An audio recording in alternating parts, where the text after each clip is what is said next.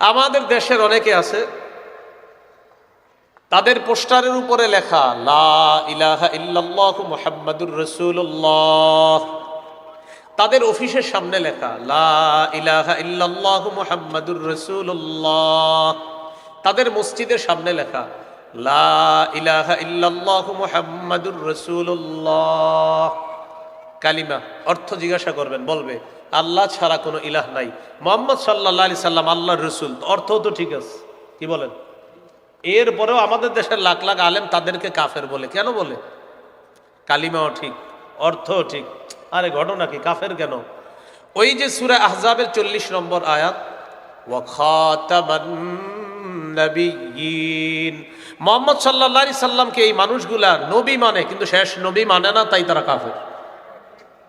লা ইলাহা ইল্লাল্লাহ অর্থ আল্লাহ ছাড়া কোনো ইলাহ নাই, ঠিক আছে।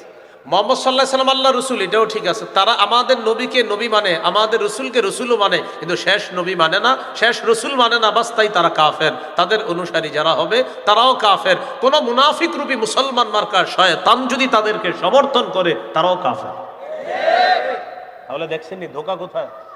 মুহাম্মদ সাল্লাল্লাহু আলাইহি সাল্লাম আল্লাহ রসুল, ঠিকই আছে, কারণ তারা আমাদের নবীকে নবী মানে, আমাদের রসুলকে রসুল মানে, কিন্তু শেষ নবী মানে না, শেষ রসুল মানে না, তাই কাফের। এটা আমাদের আকীদা, আমাদের নবী শেষ নবী, এটা আমাদের আকীদা। এই আকীদা যার না থাকবে সে কাফের হয়ে যাবে।